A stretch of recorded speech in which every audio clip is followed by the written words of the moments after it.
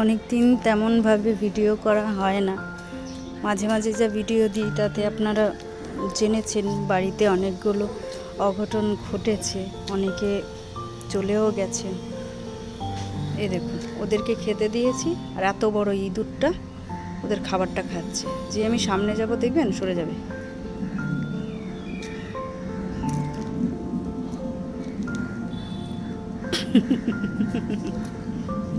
ঢুকে গেছে। মিনি, ও মা, মা পায়ে কি হয়েছে? মা পাটায় ব্যথা কেন? মা শোনো, মা দেখো তো, দেখো তো একটু খাবার খাওয়া যায় কিনা দেখো তো। আর আমার বিড়ালগুলোর কি হয়েছে কে জানে, ওরা ভাত দিয়ে মেখে দিলে খাবার খাচ্ছেই না। আজকে কতগুলো কানকো বাবা এনেছিল, সে কানকো দিয়েছে। ওই দেখুন উঁকি মারছে আবার ওই দুধটা, ওই যে মুখটা বাড়িয়ে রেখেছে, ওই যে। খাও খাও।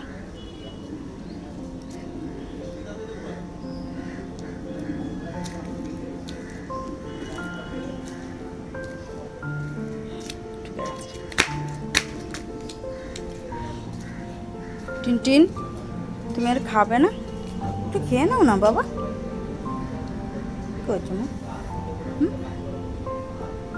এদের কী হয়েছে কে জানে, তেমনভাবে খাচ্ছে না। এ বাড়িতে এখন থাকছে না, পাশের বাড়িতে কোথায় একটা থাকছে। এসছে একটু আগে মিনি।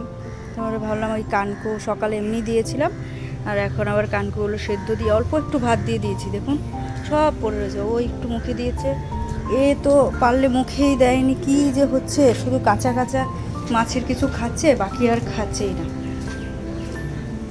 আর এদিকে আমার কালিমা আবার বাচ্চা দিয়েছে।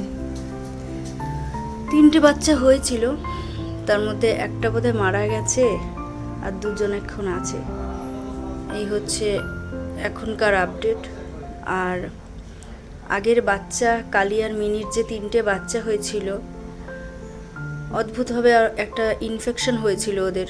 ওরা বমি করছে, প্রচুর ওষুধ খাইয়েছি, কিন্তু অ্যান্টিবায়োটিক সমস্ত কিছু, কোনো কিছুতেই কিছু হয়নি।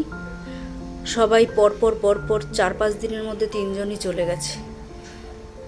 কষ্ট আর কাউকে বলার নয়। তার মধ্যে বাড়িতে তো কাকুনও চলে গেল অগাস্টে, আর ওই বাড়িতে জেঠিমাও চলে গেল সেপ্টেম্বরে। 26 দিনের মধ্যে 2জনই চলে গেল। সেই নিয়ে মানে মন মেজাজ একদম ঠিক নেই। এই হচ্ছে ব্যাপার। আপনারা সবাই ভালো থাকুন। আমি চেষ্টা করব এখন আবার ভিডিও দেওয়ার ঠিকঠাকভাবে। Thank you. আজকে মহালয়ায় সবাই ভালো থাকবেন।